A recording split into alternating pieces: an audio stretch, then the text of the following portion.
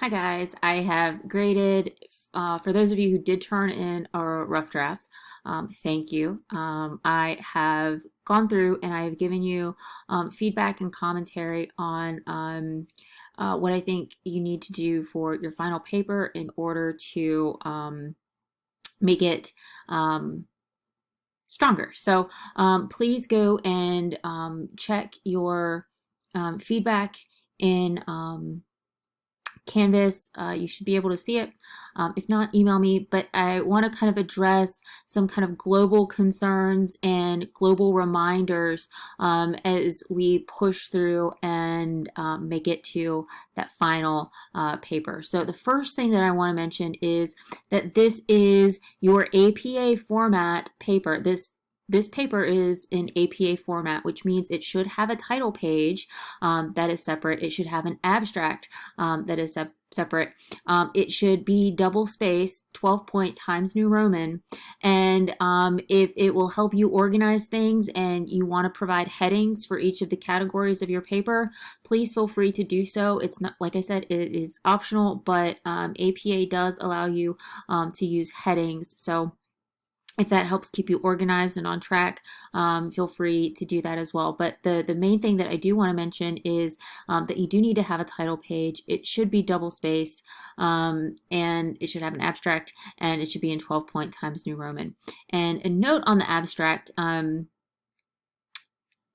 best advice is to wait until you have written the entirety of the paper before you write about what the paper is about. So don't start with the abstract, because you have no idea when you start your paper how your paper is going to end and what it's going to include. So save the abstract for last. In addition to it being APA format, which I want to talk a little bit about more in just a second, I want to remind you of your argument, right? Your argument, your claim, your thesis should be clear, narrow, and defined. And so what I mean by that is, please make sure that the argument that you are making is explicit, not explicit, but yeah, I guess in some ways explicit, not in terms of using expletives and things like that, but it's clear. I understand what the point of your paper is, and that should be evident in your thesis statement, your thesis claim, the last sentence of your first paragraph. You should have to help add clarity and narrow your topic down, you should have 3 solid reasons, 3 pieces of evidence, 3 whatever, etc., to prove or support your position.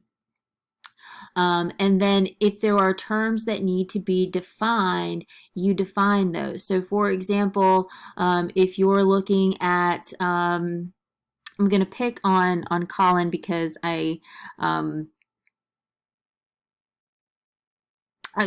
know that he's writing a very technical kind of paper, but he's talking about genetic engineering and modification and things like that, and he talks about CRISPR.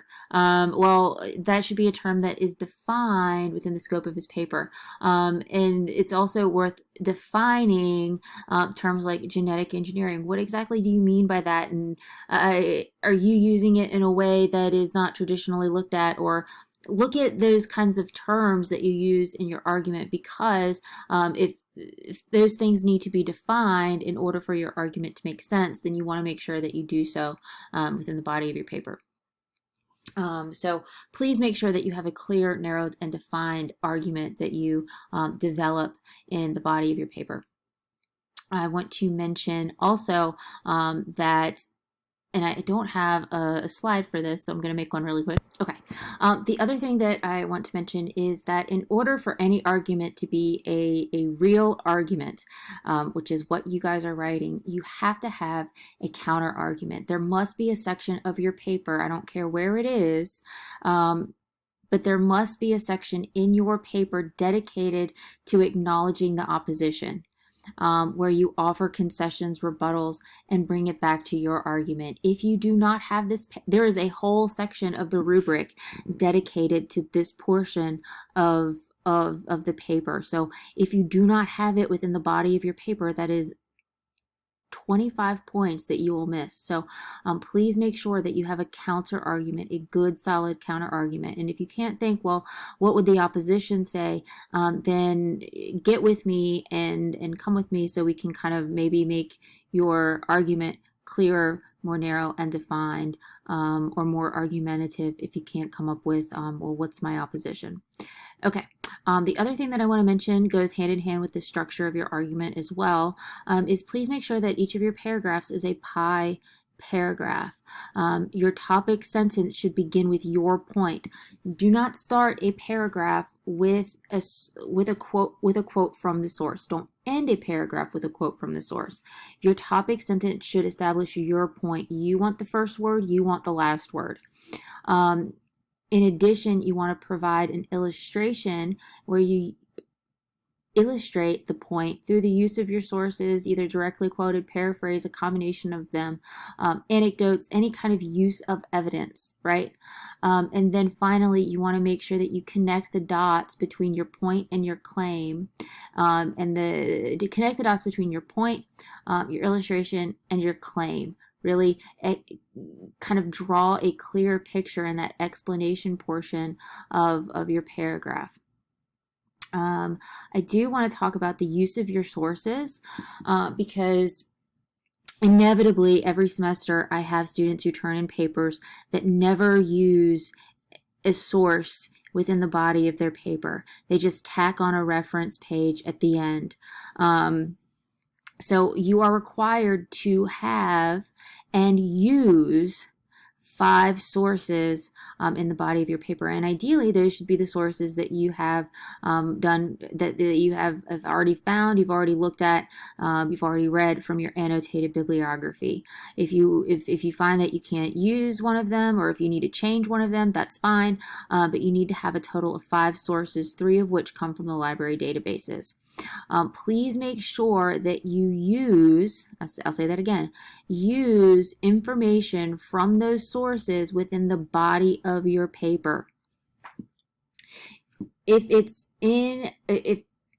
on your reference page, it needs to be in the body of your paper. So please adhere to that. So use the sources, use the textual, use the evidence from your sources to help support your argument. The one thing that I do want to mention, and I found this in my rough drafts, is if you are citing a quote from your source, that's great. But you also want to take the time for every quoted source, for every time you quote a source, you want to make sure that before you include another quote or another piece of evidence, that you explain, expound, analyze, etc. on the quoted material.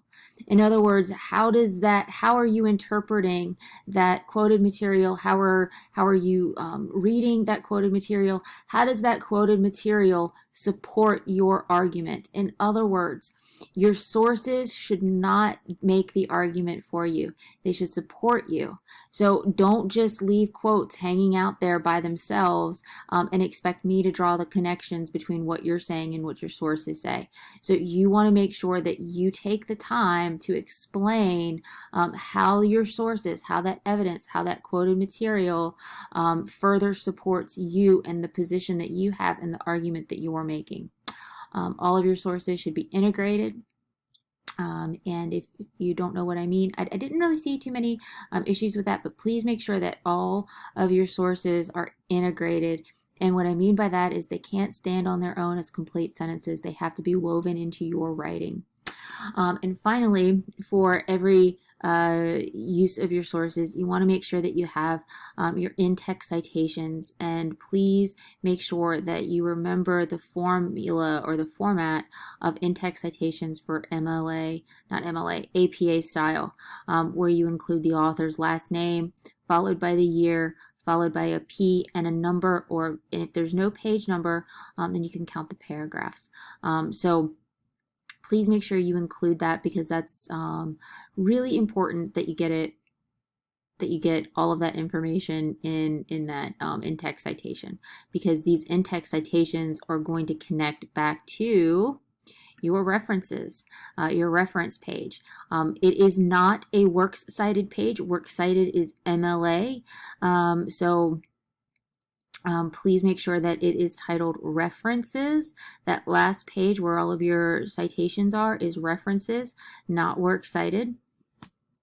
And I encourage you guys, the idea of having you guys do an annotated bibliography was a way for you to compile your research, organize your research, figure out what your research is saying, but also to kind of get you a head start in compiling your references page.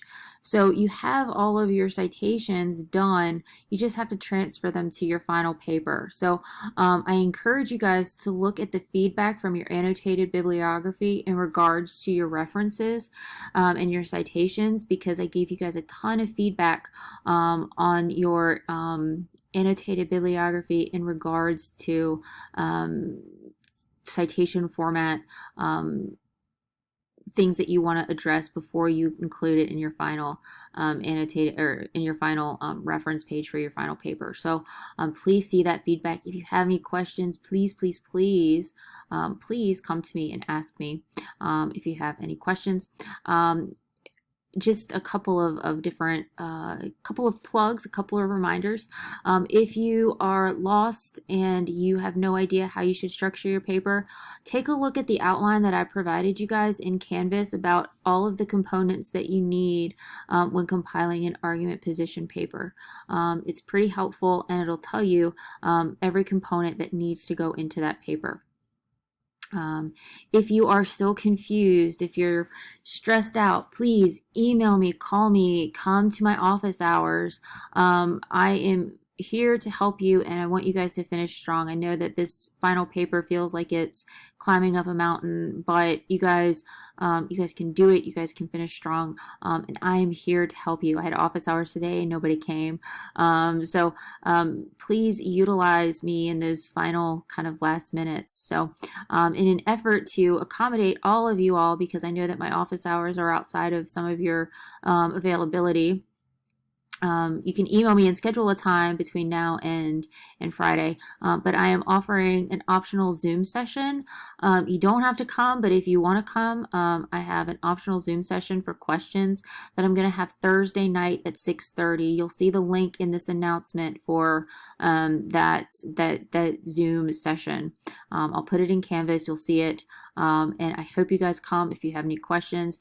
If not, people may ask questions that you hadn't thought of, and they'll give you the answer. If you can't come, I'll put the recording into Canvas that night after it's over with.